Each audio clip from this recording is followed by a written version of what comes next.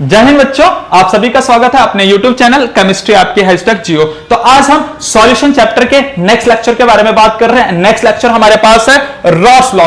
बहुत इंपॉर्टेंट। क्यों हम बहुत इंपॉर्टेंट बोल रहे हैं? क्योंकि बोर्ड एग्जाम में इसके इंपॉर्टेंट क्वेश्चंस निकल के आते हैं, डायरेक्ट भी निकल के आ जाता है हमारे पास कि व्हाट इज रॉस लॉ, यानी 2-3 नंबर में इस तरह से आ जाता है। साथ ही साथ जेईई मेंस और नीट में भी इसका बहुत ज्यादा क्वेश्चंस यहां पर निकल के आते हैं, बहुत छोटे छोटे सिलेक्टिव क्वेश्चंस निकल के आते हैं। तो उन्हीं सिलेक्टिव क्वेश्चंस को करने के लिए मैं आपके लिए लाया हूं बिल्कुल सिलेक्टिव नोट्स। बिल्कुल कॉपी और पेन उठा के तैयार हो जाइए और बनाइए नोट्स ऐसे कोटा जैसे। तो चलिए स्टार्ट करते हैं अपना रॉस लॉ। तो रॉस लॉ हमारे पास क्या होता है, ध्यान दीजिएगा। रॉस लॉ बिल्कुल हेनरी लॉ की तरह होता है। किस वे में हम हेनरी लॉ की तरह बोल रहे हैं? हेनरी लॉ ने भी प्रेशर का जिक्र करा था कि pressure directly proportional to their mole fractions या फिर amount of gas dissolve in liquid, इतना था। तो वो केवल हेनरी लॉ केवल और केवल किसका जिक्र करता है? गैसियस कंपोनेंट का जिक्र करता है। जबकि रॉस लॉ हमारे पास क्या करता है? वो हर एक कंपोनेंट का जिक्र करता है जो सॉल्यूशंस में प्रेजेंट होता है। ठीक है, तो हम सबसे पहले जब भी हम स्टार्ट करते हैं, कुछ लॉ स्टार्ट करते हैं, कोई भी थ्योरम स्टार्ट करते हैं, तो सबसे पहले हम क्या लिखते हैं? ध्यान दीजिए क्या लिखा था पिछली बार हेनरी लॉ में? Given by. तो सबसे पहले क्या आ जाएगा? Given by. ये किसने दिया है? तो हम गिवन बाय में लिखेंगे कि ये जो है रॉस लॉ है, तो इसका मतलब किसने दिया होगा? रॉड्स ने दिया होगा। उसी के नाम पे जो है ये पड़ा है लॉ। ठीक है, रॉड्स ने दिया होगा, गिवन बाय रॉड्स। अब रॉड्स ने क्या बोला, किस तरह से बोला, उसने क्या बात रखी उसने, तो उसको हम लिखते हैं स्टेटमेंट बना के। तो रॉड्स का स्टेटमेंट क्या था? ध्यान दीजिएगा। स्टेटमेंट के अगर हम जिक्र करते हैं, स्टेटमेंट क्या दिया रॉड्स ने, तो रॉड्स ने क्या बोला कि सॉल्यूशन में कोई भी कंपोनेंट जो होगा उसका पार्शियल प्रेशर डायरेक्टली प्रोपोर्शनल होगा उसके मोल फ्रैक्शंस के, है ना। तो यानी कि हम क्या बात कर रहे हैं, यानी कि रॉस ने क्या बोला? द पार्शियल प्रेशर, ध्यान दीजिएगा, the partial pressure of each component, the partial pressure of each component is directly proportional, is directly proportional का ये साइन है, directly proportional to the mole fractions, उसके मोल फ्रैक्शंस के डायरेक्टली प्रोपोर्शनल होगा। ध्यान दीजिए किस तरह से समझिएगा। मान लीजिए हमारे पास जो है दो कंपोनेंट है, एक कंपोनेंट है सॉल्यूट, दूसरा कंपोनेंट है सॉल्वेंट, है ना। और इससे क्या बन रहा है बच्चों? सॉल्यूशन बन रहा है। तो सॉल्यूट वाला कंपोनेंट मान लीजिए हमने ए माना, सॉल्वेंट वाला मान लीजिए बी माना। तो ध्यान दीजिए क्या बोल रहा है, क्या किस चीज का जिक्र कर रहा है? केवल दो ही चीज का जिक्र कर रहा है। पार्शियल प्रेशर जो कंपोनेंट का होगा वो उसी के मोल फ्रैक्शंस के डायरेक्टली प्रोपोर्शनल होगा, है ना। जैसे ए कंपोनेंट का अगर पार्शियल प्रेशर मैं इस तरह से लिखता हूं पी ए, तो ये डायरेक्टली प्रोपोर्शनल होगा ए के मोल फ्रैक्शंस के, है ना, इस तरह से। ऐसे ही जो है पार्शियल प्रेशर अगर बी का लिखना चाहूं पी बी, तो इसका मोल फ्रैक्शन इसी के डायरेक्टली प्रोपोर्शनल हो गया, यानी कि ये X B. Is it clear? अब अगर मैं डायरेक्टली प्रोपोर्शनल का साइन यहां से हटाता हूं तो यहां पर एक कांस्टेंट निकल के आता है, that is P not A X A. और यहां पर भी जो अगर डायरेक्टली प्रोपोर्शनल को हटाता हूं तो यहां पर जो है एक कांस्टेंट निकल के आता है, that is P not B, इस तरह से X B. Is it clear? तो ये कांस्टेंट जो होता है दैट इज वेपर प्रेशर, है ना। इतना हमें पता है कि ये जो है पार्शियल प्रेशर है ए का, ये मोल फ्रैक्शन है ए का, ये पार्शियल प्रेशर है बी का, ये मोल फ्रैक्शन है बी का। अब ये नॉट करके जो निकल के आया, ये नॉट करके जो निकल के आया, ये नॉट करके बच्चों हमारे पास आता है वेपर प्रेशर। ध्यान रखना क्या है ये? Vapour pressure. Is it clear? तो ये वेपर प्रेशर ए के लिए हो गया, ये वेपर प्रेशर बी के लिए हो गया। Is it clear? अब अगर हमने सॉल्यूट सॉल्वेंट का पार्शियल प्रेशर निकाला, उन दोनों से मिलकर सॉल्यूशन बन गया, तो सॉल्यूशन का अगर हमें क्या निकालना है? प्रेशर निकालना है, यानी कि पार्शियल प्रेशर ऑफ सॉल्यूशंस का निकालना है। यानी कि अगर हमें वो सॉल्यूशन का पार्शियल प्रेशर टोटल प्रेशर हो जाएगा, तो उसको हम इस तरह से भी बोल सकते हैं कि यहां पर जो टोटल प्रेशर है, ध्यान दीजिएगा, टोटल प्रेशर हम क्या लिख सकते हैं? यहां पर पीटी लिख ले। Is it clear? तो पीटी क्या हो जाएगा? यानी कि टोटल प्रेशर हो जाएगा भाई ए का प्रेशर और बी का प्रेशर, तो ए हम बोलेंगे P A plus P B. Is it clear? तो इतना हमारे पास समझ में आ गया, that is total pressure of solutions, है ना, टोटल पार्शियल प्रेशर ये हो गया हमारे पास। अब ध्यान दीजिए, इसको अगर मैं और एक्सप्लेनेशंस करूं इस चीज का, तो हमारे पास Pt इज इक्वल टू क्या हो जाएगा? Pa की जगह पे हम ये वैल्यू रख सकते हैं, तो यहां पर रखा P not A X A plus PB की जगह पे हम ये वैल्यू रख सकते हैं, तो रखा P not B X B. Is it clear? तो नेक्स्ट अगर हम इसका सॉल्यूशंस करते हैं, हमें पता है कि x A plus X B यानी कि सम ऑफ मोल फ्रैक्शंस हमेशा एक के बराबर होता है। पढ़ा ना हमने मोल फ्रैक्शंस वाले पॉइंट में, मोल फ्रैक्शंस वाले टॉपिक में हमने पढ़ा था कि सम ऑफ मोल फ्रैक्शंस हमेशा एक के बराबर होता है। तो ऐसे हम बोल रहे हैं X A plus X B is equal to 1। ठीक, तो क्या मैं यहां से एक्स ए की वैल्यू निकाल सकता हूं? एक्स ए क्या आ जाएगा? ध्यान दीजिए 1 minus X B. Is it clear? ये आ जाएगा। तो हम यहां से एक्स ए की वैल्यू भी निकाल सकते हैं और हो सकता है हम यहां से जो है एक्स बी की वैल्यू भी निकाल सकते हैं। X B is equal to क्या आ जाएगा? 1 माइनस एक्स ए। ये हो जाएगा ना। तो दोनों में से कोई भी वैल्यू रख लीजिए। मान लीजिए हमने ये वाली वैल्यू रखी यहां पर, तो ध्यान दीजिएगा किस तरह से होगा। यानी कि यहां पर हो गया पी नॉट ए एक्स ए की जगह पे हम क्या लिख सकते हैं? 1 माइनस एक्स बी। तो लिख दिया ब्रैकेट बना के 1 माइनस एक्स बी प्लस यहां पर इसको लिख दिया P not B X B. Is it clear? अब एक बात ध्यान दीजिएगा, इसको ओपन कर दीजिएगा। ये हमारे पास ब्रैकेट में जो ये वैल्यू रखी है इसको ओपन करा तो क्या निकल के आ गया हमारे पास? पी नॉट ए माइनस, ठीक है, P not A X B इस तरह से plus P not B X B. इस तरह से हमारे पास निकल के आ गया। अब ये ध्यान रखना है बच्चा कि जो प्लस वाले कंपोनेंट है, एक तो प्लस वाला कंपोनेंट ये है और दूसरा प्लस वाला कंपोनेंट है। इन प्लस वाले कंपोनेंट को पहले लिख दो और माइनस वाले कंपोनेंट को बाद में लिखा। तो प्लस वाला कंपोनेंट पहले लिखा तो ध्यान दीजिएगा क्या हमारे पास आ जाएगा? ये हमारे पास P T is equal to क्या आ जाएगा? P not A. ये हमारे पास पी नॉट ए, ये प्लस वाला कंपोनेंट है, प्लस ये भी प्लस वाला कंपोनेंट है, प्लस पी नॉट, ये देखिए प्लस वाला है, क्या है? P not B X B. तो हम इसको क्या लिखेंगे? P not B X B minus, minus वाला कंपोनेंट कौन सा है? ये वाला। तो इसको लिख देंगे क्या? P not A X B. Is it clear? इस तरह से हमने लिख दिया। कोई जो है कोई भी कुछ नहीं करा, सेम वैल्यू उसी को जो है प्लस वाले को पहले लिख दिया, माइनस वाले को बाद में लिख दिया। इतना समझ में आ गया? कोई भी चेंजेस नहीं हुआ, बस थोड़ा सा उनका जो है पोजीशंस हमने चेंज कर दिया, सेम ऐसे ही रहा। ठीक, अब हम अगर इसको आगे सॉल्व करते हैं तो यहां पर देखिएगा इस P नॉट A प्लस, क्या इन दोनों में XB जो है कॉमन है, तो इस XB को हम पहले ले लेते हैं यानी कि XB, और अंदर क्या बच जाएगा? P not B minus P not A। Is it clear? बहुत इंपॉर्टेंट है ये अपने आप में। ये पूरा का पूरा एक्सप्रेशन से निकल के आ गया किसका? रॉस लॉ का। तो हमने बोला सबसे पहले गिवन देन स्टेटमेंट, और स्टेटमेंट के बाद निकल के आता है expressions, that is full expressions. तो यहां पर हम लिख देंगे, यहां पर तीसरे में हम लिख देंगे एक्सप्रेशंस। Is it clear? तो यहां से जो है, यहां से पूरा का पूरा एक्सप्रेशंस यहां तक निकल के आया। अब ध्यान दीजिए, मैं इसको इंपॉर्टेंट क्यों बोल रहा था, क्योंकि यहां से नीट वगैरह में क्वेश्चंस आ रखा है, नीट में क्वेश्चंस आ रखा है, नीट में क्वेश्चंस क्या आ रखा है?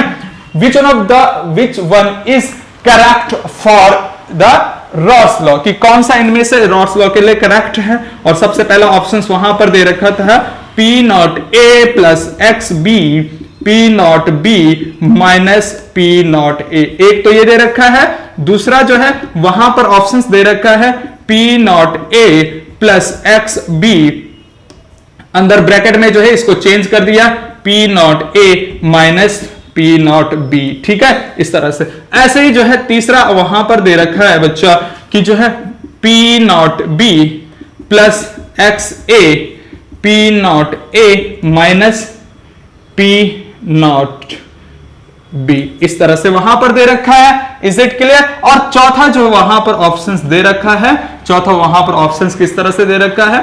P not B plus x A, P not B minus P not a, यानी कि इसी को जो है एक्सचेंज कर दिया। तो ध्यान दीजिएगा यहां पर ऑप्शंस क्या जाएगा? ऑप्शंस अगर मैं लगाना चाहूं, यहां पर अगर मैं ऑप्शंस लगाना चाहूं तो फर्स्ट और थर्ड इसका आंसर होगा। क्यों फर्स्ट और थर्ड यहां पर क्वेश्चंस होगा? यानी कि हमारे पास इस तरह से ऑप्शंस आ गया और बच्चे करते रह जाएंगे पूरा का पूरा रॉस लॉ, और फिर भी जो है कहीं ना कहीं गलत क्वेश्चंस वो कर देंगे, यानी कि एक्सप्रेशंस करेंगे तब जाके निकालेंगे। मैं एक बहुत छोटा सा तरीका तो मैं बता रहा हूं, एक ट्रिक बता रहा हूं इसको याद रखने का। याद जब भी हमें डायरेक्ट एक्सप्रेशंस देखना है तो कौन सा एक्सप्रेशन सही होगा जिसके फर्स्ट और लास्ट में सेम कंपोनेंट होगा। जैसे देखिए यहां पर ए कंपोनेंट है फर्स्ट में, तो लास्ट में भी ए कंपोनेंट, और बीच में दोनों सेम कंपोनेंट है ना, यानी कि बी कंपोनेंट बीच में और ए कंपोनेंट लास्ट में। तो वही करेक्ट होता है जो कंपोनेंट फर्स्ट और लास्ट में सेम निकल के आता है और बीच में भी सेम निकल के आता है, ठीक है ना। जैसे ए कंपोनेंट फर्स्ट और लास्ट में है और बी कंपोनेंट बीच में है। Is it clear? ऐसे ही अगर हो सकता था कि बी कंपोनेंट फर्स्ट और लास्ट में हो और ए कंपोनेंट बीच में, तो यह ध्यान रखना है जिसमें सेम कंपोनेंट फर्स्ट और लास्ट में हो और सेम कंपोनेंट बीच में हो तो वही करेक्ट होगा। तो ध्यान दीजिएगा, क्या यहां पर पी नॉट ए लास्ट में है, यानी कि ए कंपोनेंट लास्ट में है और बी कंपोनेंट बीच में मिल गया। Is it clear? तो इसका मतलब एक आंसर तो ये हो गया।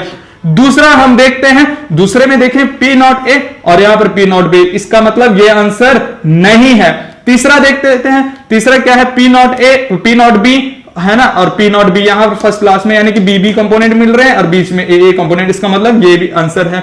चौथा देख लेते हैं, यहां पर फर्स्ट और लास्ट में, फर्स्ट में बी वाला कंपोनेंट और लास्ट में ए वाला कंपोनेंट है, इसका मतलब ये नहीं मैच कर रहा है, ठीक। तो यही देखना है कि जो फर्स्ट और लास्ट में सेम कंपोनेंट, बीच में सेम कंपोनेंट, फर्स्ट और लास्ट में जो है सेम कंपोनेंट, बीच में सेम कंपोनेंट, तो वही आंसर जाता है। ये बहुत आसान तरीका है बच्चों, ठीक है ना। तो इस तरह से वहां पर दो आंसर जा रहे थे। अब हम बात कर रहे हैं ये कब आंसर आया, ये कब आंसर आया जब हमने यहां पर XA की वैल्यू रखी, ठीक। और ये कब आंसर आएगा जब हम यहां पर XB की वैल्यू रखेंगे, तब ये वाला आंसर आएगा। Is it clear? समझ में आया इतना रॉल्स लॉ? अब आगे इसी पे करते हैं, आगे बढ़ते हैं रॉल्स लॉ की, इसी को जो है आगे बढ़ा के चलते हैं, ठीक है। तो पहले इतना छाप लीजिए फिर आगे बढ़ते हैं।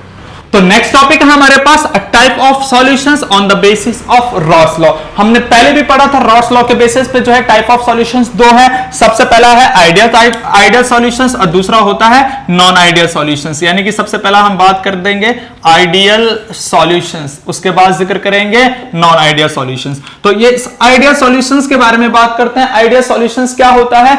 आइडियल सॉल्यूशंस ऐसा सॉल्यूशन होता है जो रॉल्स लॉ को फॉलो करता है, रॉल्स लॉ को ओबे करता है हर किसी टेम्परेचर पे, हर किसी प्रेशर्स पे। तो हम सबसे पहले इस आइडियल सॉल्यूशंस का अगर सबसे पहला पॉइंट लिखने जा रहे हैं तो सबसे पहला पॉइंट क्या है? ओबे रॉल्स लॉ, ओबे रॉल्स लॉ, ठीक। ओबे रॉल्स लॉ एवरी टेम्परेचर, हम इस तरह से लिख सकते हैं, every temperatures and each concentrations जो हर किसी टेम्परेचर पे और हर किसी कंसेंट्रेशंस पे रॉल्स लॉ को फॉलो करता है, ओबे करता है, दैट इज आइडियल सॉल्यूशंस। दूसरा पॉइंट हम क्या निकल के आ रहा है, यहां से हम क्या लिख सकते हैं दूसरा पॉइंट? तो दूसरा पॉइंट क्या होता है कि मान लीजिए हमारे पास जो है यहां पर सॉल्यूट है, क्या है बच्चा? सॉल्यूट है प्लस सॉल्वेंट है, ठीक। और इस तरह से क्या बन गया? सॉल्यूशंस बन गया, है ना, ये सॉल्यूशन बन गया। यहां पर सॉल्यूट हमारे पास मान लीजिए क्या है? ए वाले सॉल्यूट है, यानी कि ए के पार्टिकल्स हम बोल रहे हैं, इनके बीच में ये इंटरेक्शंस है, ए सॉल्यूट पार्टिकल्स के बीच में ये इंटरेक्शंस है, बॉन्ड, और सॉल्वेंट हम ले लेंगे बी, इस तरह से। तो यहां पर जो है बी के बीच में ये बॉन्ड है। तो जब ये बॉन्ड टूटेगा तभी तो हमारे पास सॉल्यूशन बनेगा ए बी, इस तरह से, ठीक। तो ध्यान रखना यहां पर दूसरा पॉइंट इसी इंटरेक्शंस पे है, यानी कि एक ए के बीच का इंटरेक्शन, बी का इंटरेक्शन जो है नियरली इक्वल होता है ए बी के इंटरेक्शंस। यानी कि हम क्या लिख सकते हैं इस पॉइंट में, दूसरे पॉइंट में बना के हम क्या लिख सकते हैं? द इंटरेक्शन बिटवीन सॉल्यूट, इस तरह से, और उसके ब्रैकेट में लिख सकते हैं ए का interactions. The interaction between solute and the interactions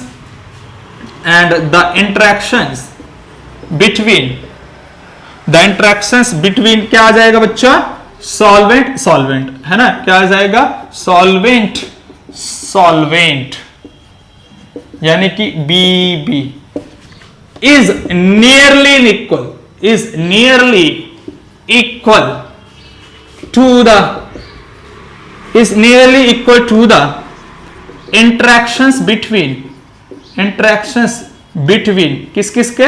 A और B, यानी कि solutions, है ना, the interactions between solutions, यानी कि सॉल्यूशंस को हम क्या बोल सकते हैं इस तरह से, यहां पर सॉल्यूशंस यानी कि ए बी का इंटरेक्शंस, यानी कि यहां पर जो इंटरेक्शंस होता है ए का इंटरेक्शंस और बी के बीच का जो इंटरेक्शंस होता है वो लगभग यानी कि नियरली इक्वल होता है किसके, ए बी के इंटरेक्शंस के। तो जब ये इक्वल होता है इंटरेक्शंस के तो यहां पर इंथैल्पी चेंज जो होता है वो 0 हो जाता है। यानी कि थर्ड पॉइंट अगर हम लिखें इंथैल्पी चेंज है ना, यानी कि डेल्टा एच हम बोल सकते हैं, यहां पर डेल्टा एच की वैल्यू क्या हो जाती है, 0 हो जाती है। कैसे 0 हो जाती है, मान लीजिए हमारे पास ये क्या है, कोई सॉल्यूशंस है इस तरह से यहां पर, और इस सॉल्यूशंस ये है, यहां पर सॉल्वेंट कंपोनेंट है और यहां पर जो है सॉल्यूट कंपोनेंट है, इस तरह से जो है सॉल्यूट है इस तरह से यहां पर, ठीक है।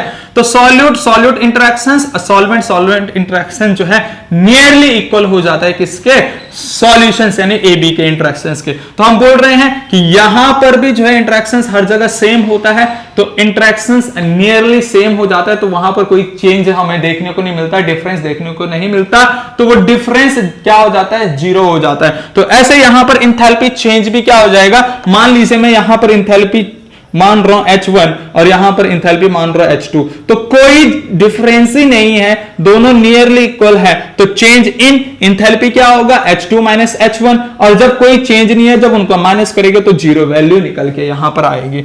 ऐसे ही जो है तीसरी बात तो हमने कर ली इंथैल्पी चेंज के रिगार्डिंग, और चौथी बात यहां पर होती है वो बहुत इंपॉर्टेंट है, that is delta V is equal to 0। तो ये भी 0 ये भी 0 यहां पर इस तरह से हो जाता है।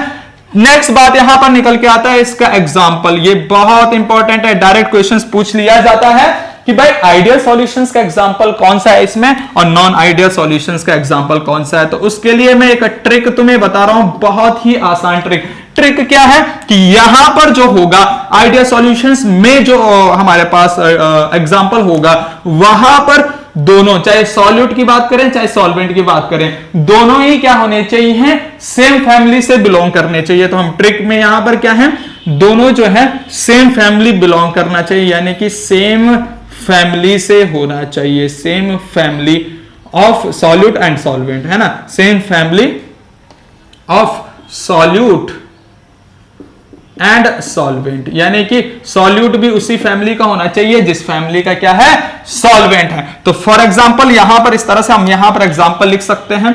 एग्जांपल हमारे पास सबसे पहले क्या आ गया कि मान लीजिए अगर सॉल्वेंट अल्कोहल फैमिली का है तो सॉल्यूट भी अल्कोहल फैमिली का होना चाहिए। जैसे सॉल्यूट हमने बोल दिया कि भाई मिथेनॉल है, क्या है बच्चा, मिथेनॉल, ये अल्कोहल फैमिली का है, तो यहां पर सॉल्वेंट भी क्या होना चाहिए, अल्कोहल फैमिली, यानी कि जैसे मैंने इथेनॉल बोल दिया। तो इस टाइप का, यानी कि दोनों सॉल्यूट और सॉल्वेंट दोनों ही क्या है, सेम फैमिली से बिलोंग कर रहे हैं, तो इसका मतलब ये किसका एग्जांपल है, आइडियल सॉल्यूशंस का।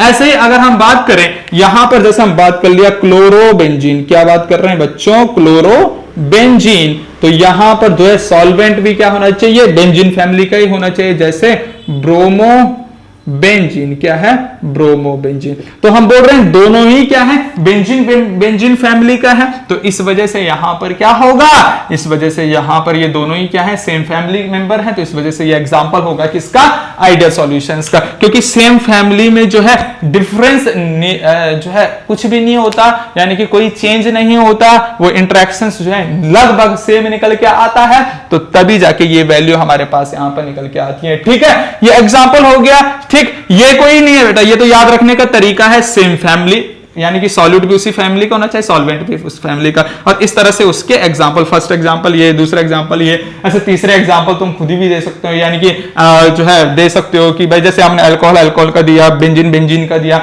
ऐसे तुम जो है ईथर का दे सकते हो, कीटोन का दे सकते हो, तो यहां पर जो है इस तरह से हमारे पास आ गया। इज इट क्लियर, आया समझ में। नेक्स्ट अगर हम बात करते हैं, नेक्स्ट हम बात करते हैं किसके लिए, यहां पर इसका, यहां पर जो छठा पॉइंट निकल के आता है, यहां पर इसका ग्राफ निकल के आता है। भाई ग्राफ बताइए, आइडियल सॉल्यूशंस का ग्राफ। तो ग्राफ किस किस के बीच में होगा, ग्राफ होगा बिटवीन, हम क्या बोल रहे हैं, किस किस के बीच में, पार्शियल प्रेशर्स और मोल फ्रैक्शंस के, हम बोल रहे हैं पार्शियल प्रेशर्स, यानी कि पार्शियल प्रेशर और मोल फ्रैक्शंस के बीच में ग्राफ होगा। तो यहां पर जो ग्राफ जाएगा वो डायरेक्टली प्रोपोर्शनल का, यानी कि स्ट्रेट लाइन ग्राफ जाएगा, इस तरह से हमें पता है, स्ट्रेट लाइन ग्राफ जाएगा। और स्ट्रेट लाइन ग्राफ किस तरह से, कि मान लीजिएगा हमारे पास इसका ग्राफ, ध्यान दीजिएगा किस तरह से बनता है, इसको जो है इस तरह से दोनों कंपोनेंट, यानी कि सॉल्यूट का भी इसी में बनाना है, सॉल्वेंट का भी इसी में बनाना है, तो ये इस तरह से यहां पर ग्राफ निकल के आता है। हम बोल रहे हैं यहां पर इस साइड ले लेते हैं मोल फ्रैक्शंस, इधर ले लेते हैं मोल फ्रैक्शंस और इधर लेते हैं पार्शियल प्रेशर। ठीक, इस कंपोनेंट में पार्शियल प्रेशर, इस कंपोनेंट में मोल फ्रैक्शंस। तो यहां पर मोल फ्रैक्शंस XA का लिया, मान लीजिए यहां पर 0 ले लिया, यहां पर मोल फ्रैक्शन XA हमने क्या ले लिया, 1 ले लिया। यहां पर मोल फ्रैक्शंस ऑफ B जो है हमने 1 लिया और यहां पर मोल फ्रैक्शंस ऑफ B हम क्या लेते हैं, 0। तो ध्यान दीजिएगा किस तरह से यहां पर इसका ग्राफ बनता है। यहां पर जो है मोल फ्रैक्शन 0 है तो 0 वैल्यू ये हो जाएगी। ठीक, और यहां पर मोल फ्रैक्शंस 1 है तो 1 वाली वैल्यू जो है हम बोल रहे हैं इसके बीच में डायरेक्टली प्रोपोर्शनल का रिलेशंस है। अगर प्रेशर बढ़ेगा तो ये मोल फ्रैक्शंस भी बढ़ेगा, यानी कि 0 से लेकर ये कहीं ना कहीं 1 वैल्यू तक जाएगा। तो मान लीजिए मैं बोल रहा हूं ये डायरेक्टली प्रोपोर्शनल का ग्राफ इस तरह से स्ट्रेट लाइन जा रहा है, तो यहां पर ये मिल रहा है। तो यहां पर क्या है, इस वाले कोऑर्डिनेट में क्या है, इस वाले कोऑर्डिनेट में हम बोल रहे हैं पार्शियल प्रेशर। तो किसका पार्शियल प्रेशर है, ये A का पार्शियल प्रेशर है। Is that clear? तो इस तरह से डायरेक्टली प्रोपोर्शनल का ग्राफ यहां पर चले गया। इस ग्राफ के ऊपर हम ये किसके लिए बोल रहे हैं, पार्शियल प्रेशर ऑफ A। तो पार्शियल प्रेशर ऑफ A हम क्या लिख सकते हैं, इसके ऊपर हम लिख सकते हैं बच्चों इस तरह से, क्या, partial pressure of A is equal to P not A और XA। इस तरह से लिख सकते हैं ना, यानी कि जैसे हमने पढ़ा था, है ना, इस तरह से हम इसको लिख सकते हैं। ऐसे ही B के लिए बनाते हैं, तो B यहां पर B जो है 0 है, और यानी कि हमने इस वाले कोऑर्डिनेट में तो A के लिए बना दिया, तो इस वाले में उल्टे में क्या बना देते हैं, यानी कि अपोजिट में क्या बना देते हैं, B वाला बना देते हैं। तो B यहां पर 0 है, तो मान लीजिए मैं क्या बोल रहा हूं, यहां पर B क्या है बच्चों, 0 है। ठीक, और यहां पर भी 1 हो रहा है, यानी कि यहां पर भी डायरेक्टली प्रोपोर्शनल निकल के आएगा। पर इसका 1 जो है थोड़ा छोटा है, इसका 1 जो है थोड़ा सा बड़ा लेना है हमने। बड़ा किस तरह से ले लिया, मान लीजिए हमने इसका 1 जो है इस तरह से ले लिया, यहां पर ये 1 बन गया। ठीक है बच्चा, तो यहां पर लिख देंगे पार्शियल प्रेशर ऑफ B। तो ये इस तरह से हमारे पास निकल के आ गया। तो इसके ऊपर हम क्या लिख सकते हैं, ये किसके लिए है, कंपोनेंट B कंपोनेंट के लिए है। तो हम यहां पर लिख दिया वैल्यू क्या, PB is equal to P not B XB। Is it clear? ये लिख दिया। अब तुम बोल रहे होंगे कि सर इसके लिए जो 1 वैल्यू थी वो आपने कम कंसीडर करी, इसके लिए 1 वैल्यू ज्यादा कंसीडर करी। तो देखिए वो क्यों इसलिए यहां पर हो रहा है, क्योंकि यहां पर PA जो है वो सॉल्यूट है, तो सॉल्यूट की मात्रा कम होती है। Is it clear? और सॉल्वेंट की मात्रा ज्यादा होती है, तो इसलिए यहां पर हमने 1 इसका ज्यादा कंसीडर करा है कोई वैल्यू। ठीक, तो यहां पर अगर हम बात करें तो टोटल प्रेशर कैसे निकालेंगे, कि हम इसको और इसको जोड़ रहे थे, मिला रहे थे, तो इसको और इसको जोड़ दीजिएगा। हम बोल रहे हैं इन दोनों को जोड़ दीजिएगा, तो हमारे पास टोटल प्रेशर निकल के आ गया। इस तरह से हमने इन दोनों को जोड़ा, तो इस तरह से हमारे पास क्या निकल के आ गया बच्चा, टोटल प्रेशर निकल के आ गया। यानी कि टोटल प्रेशर क्या है, P total is equal to PA plus PB। तो इस तरह से हमारे पास इसका ग्राफ निकल के आता है, जो कि बहुत आसान ग्राफ है। इज इट क्लियर बच्चा?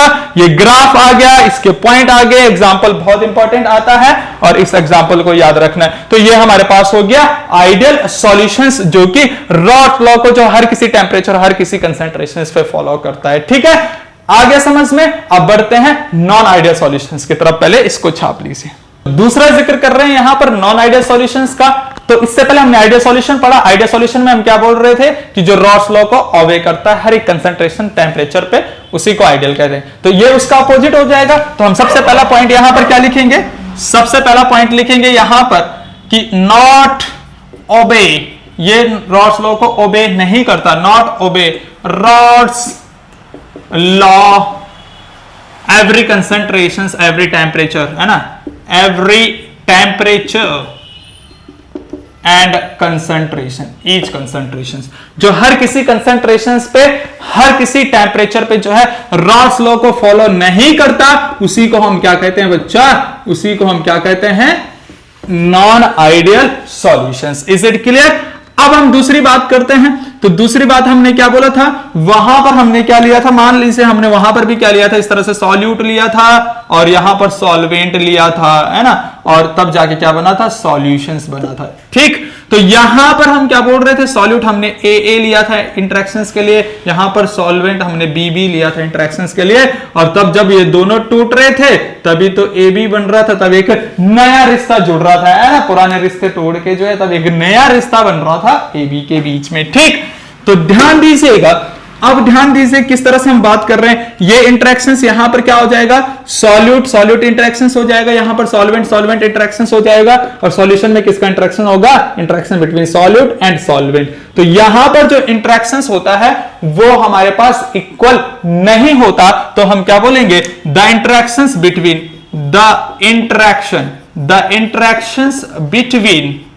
बिटवीन किसका, सॉल्यूट सॉल्यूट, है ना, तो हम बोलेंगे सॉल्यूट सॉल्यूट, और ब्रैकेट में क्या लिख देंगे, ए करके बता देंगे इस तरह से कि हमारे पास सॉल्यूट ये है, एंड द इंटरेक्शन दूसरा इंटरेक्शन किसका है, एंड द इंटरेक्शंस किसका, सॉल्वेंट सॉल्वेंट, है ना बच्चा, सॉल्वेंट सॉल्वेंट। अब वो सॉल्वेंट सॉल्वेंट हमारे पास क्या है, बीबी है, ठीक, इज नॉट इक्वल, है ना, इज नॉट इक्वल किसके इक्वल नहीं है, वो किसके इक्वल नहीं है, सॉल्यूट सॉल्वेंट के इंटरेक्शंस, है ना, is not equal to the interactions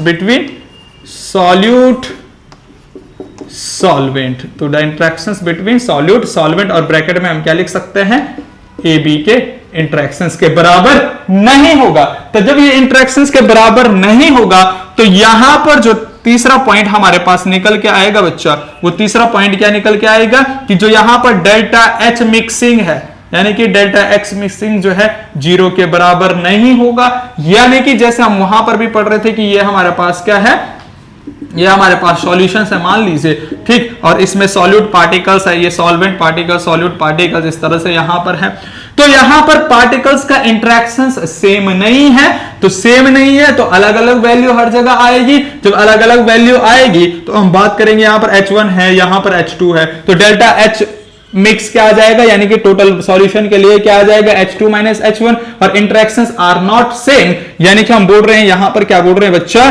कि यहां पर डेल्टा H हमारे पास मिक्सिंग का अगर हमें निकालना है तो मान लीजिए यहां पर क्या है, किस तरह से delta H not equal to 0 आ रहा है, तो हम बोल रहे हैं यहां पर हम इसको क्या लिखेंगे, H2 माइनस H1। तो अब हमें पता है कि यहां पर H2 और H1 क्या है, नॉट सेम, है ना, H2 and H1 are not same, ठीक, जब इंटरेक्शन सेम नहीं है तो ये इंथैल्पी भी सेम नहीं होगा, आर नॉट सेम, तो जब ये सेम नहीं है तो इसकी वैल्यू हो सकता है यहां पर जो है 0 से कम आए या फिर 0 से ज्यादा आए, तो इस तरह से हम बोल रहे हैं डज नॉट इक्वल टू 0। ऐसे ही जो है, ऐसे हम क्या बोल सकते हैं, तीसरा पॉइंट हो गया।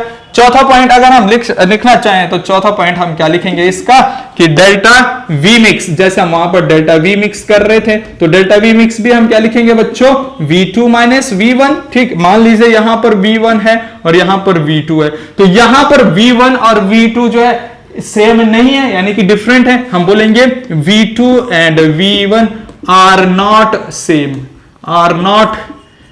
जब यह यहां पर सेम नहीं है तो इनका इंटरेक्शंस जब यहां पर सेम नहीं है तो ये भी जो है क्या आ जाएगा, या तो 0 से कम आएगी डेल्टा वी की वैल्यू या फिर 0 से ज्यादा आएगी, तो हम सिंपली बोल देंगे यहां पर डेल्टा वी मिक्स क्या हो जाएगा बच्चा, डज नॉट इक्वल टू 0, यानी कि 0 तो नहीं होने वाला है। 0 इसलिए नहीं होने वाला है क्योंकि इंटरेक्शन भी सेम नहीं है, अलग अलग वैल्यू है ना, जब अलग अलग वैल्यू है तो हो सकता है वो 0 से ज्यादा आए, हो सकता है वो 0 से कम आए, है ना। ऐसे यहां पर भी है कि ये जो है डेल्टा एच मिक्स क्या हो जाएगा, हो सकता है 0 से ज्यादा आए, 0 से कम आए। Is it clear? तो इस बेस पे जो है इस नॉन आइडियल सॉल्यूशंस को फर्दर 2 टाइप में क्लासिफाई कर दिया जाता है, पॉजिटिव डेविएशन सॉल्यूशंस और negative deviation solutions. Positive deviation solutions हम कहां पर बोलते हैं, जहां पर इसकी वैल्यू जो है 0 से ज्यादा आए, इसकी वैल्यू 0 से ज्यादा आए, और नेगेटिव कब बोले, जब इन दोनों की वैल्यू जो है 0 से कम आए। तो उसको देख लेते हैं आगे, पहले इतना छाप लीजिए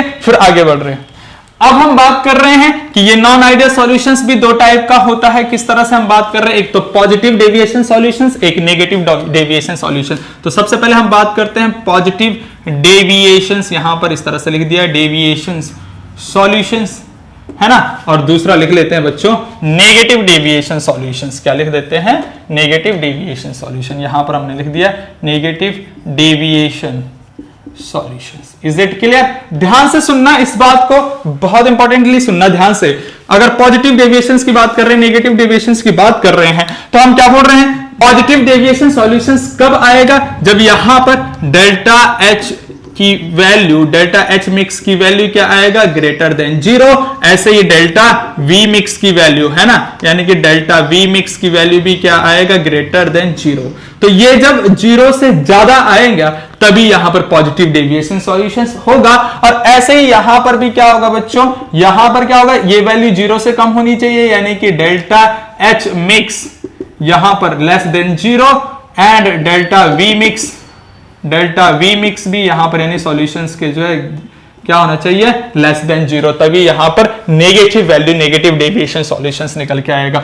तीसरी बात हम क्या कर लेते हैं यहां पर इसके इंटरैक्शंस की।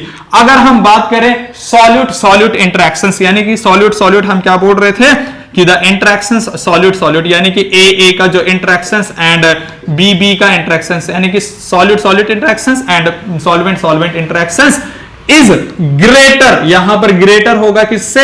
सॉल्यूट सॉल्वेंट इंटरैक्शन से, ठीक? तभी जाके पॉजिटिव वैल्यू निकल के आएगी। और ऐसे ही अगर हम यहां पर बात करते हैं तीसरे पॉइंट का, तो तीसरे पॉइंट पे ये जो है यहां पर अपोजिट हो जाएगा, यानी कि हम बात करेंगे the interactions between solute solute and the interactions between solvent solvent is less than the interactions between solute and solvent, यानी कि इस तरह से। तो यहां पर इस तरह से नेगेटिव वैल्यू आ जाएगी, ठीक?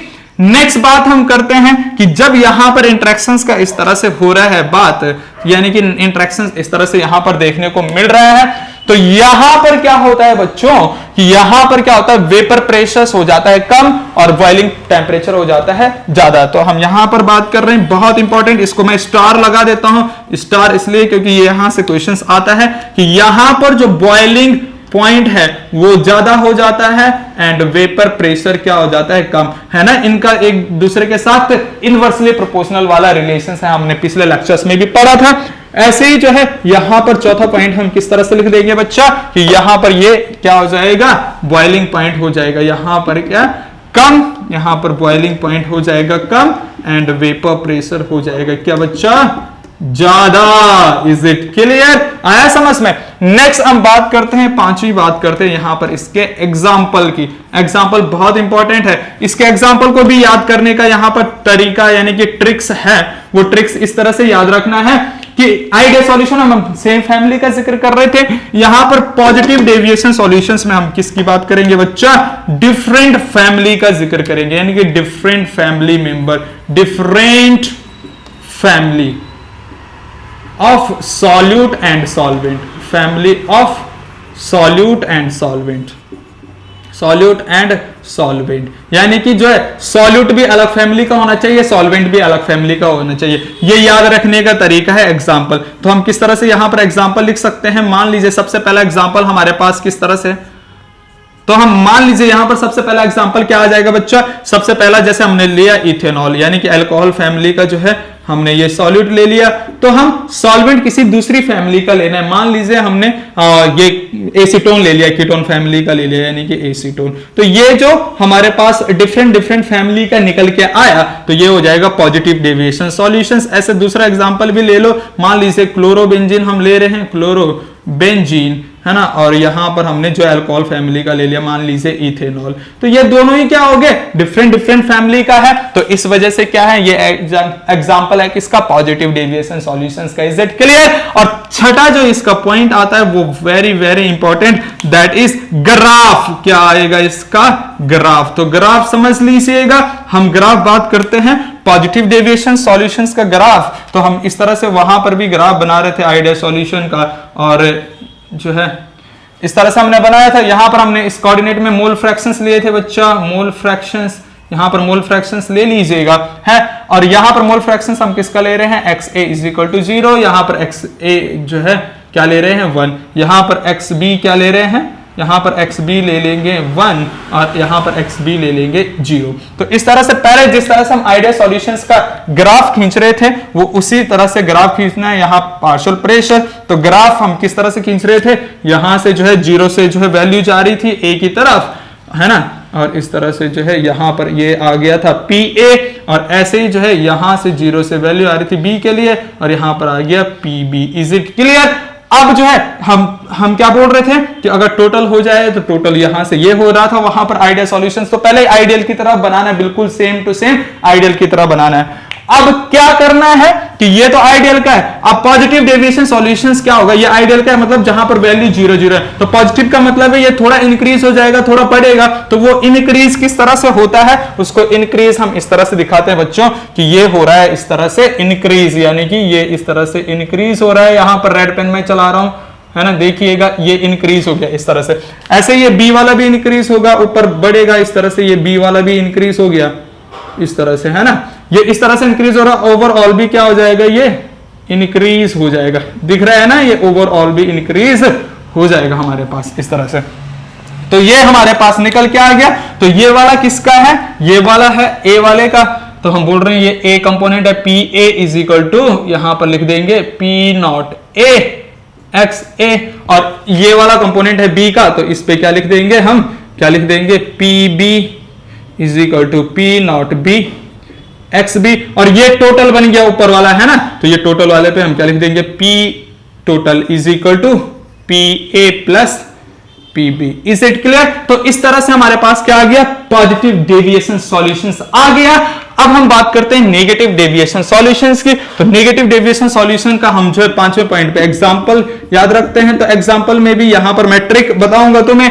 ट्रिक किस तरह से होता है कि कोई भी कंसंट्रेशन चीज है, कंसंट्रेटेड चीज है, उस कंसंट्रेटेड चीज में क्या डाल दो, पानी डाल दो। जैसे कंसंट्रेटेड एसिड है तो हम बात कर लेंगे इसके एग्जांपल की तरीका। जैसे यहां पर कोई कंसंट्रेटेड एसिड है तो उस कंसंट्रेटेड एसिड के साथ वाटर मिला दो, तो यहां पर अपने आप ही वो किसका एग्जांपल हो जाएगा, नेगेटिव की तरफ, क्योंकि वो उसकी कंसंट्रेशन कम कर देंगे, डिक्रीज कर देंगे, यानी कि घटा देंगे, यानी कि नेगेटिव चल गई उसकी कंसंट्रेशन। तो हम इसीलिए यहां पर बोलते हैं कि जैसे यहां पर कोई कंसंट्रेटेड एसिड हम बात कर रहे हैं, जैसे HCl है, तो HCl को हमने किस में मिला दिया, पानी में मिला दिया, तो इसकी कंसंट्रेशन कम हो गई। HNO3 को हमने पानी में मिला दिया तो इसकी कंसंट्रेशन कम हो गई। H2SO4 को हमने पानी में मिला दिया, इसकी कंसंट्रेशन कम होगी। तो इस तरह से इसके एग्जांपल आ सकते हैं और भी इस तरह से, ठीक है।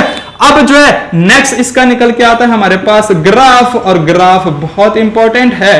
देखो पॉजिटिव में ऊपर जा रहा है तो नेगेटिव में नीचे जाएगा, यानी कि पहले आइडियल सॉल्यूशंस की तरह इसका ग्राफ बनाइए, और आइडियल सॉल्यूशन की तरफ हमने इसका ग्राफ बनाया, आइडियल सॉल्यूशन की तरह इसका ग्राफ बनाया। यहां मोल फ्रैक्शंस का जिक्र कर रहे हैं और यहां पार्शियल प्रेशर का जिक्र कर रहे हैं, ठीक। तो यहां पर जो है mole fractions of A is equal to 0 ले रहे हैं, यहां पर mole fractions of A is equal to 1 ले रहे हैं, यहां पर mole fractions of B is equal to 1 ले रहे हैं, यहां पर mole fractions of B is equal to 0 ले रहे हैं। Is it clear? अब देखिएगा यहां पर पहले हम क्या बोल रहे हैं, आइडियल सॉल्यूशंस का ग्राफ बना दीजिए, तो ये बनाया गया, यहां पर आया PA, यहां पर इसका जो है बनाया ये, तो ये आया PB। Is it clear? दोनों को मिलाया तो ये हमारे पास टोटल प्रेशर निकल के आया। अब देखिएगा किस तरह से हम बात कर रहे हैं। यहां पर तो ये हमारे पास आइडियल का है, मतलब 0, ये लाइनें क्या है, सीधी सीधी जा रही है, ये 0 है।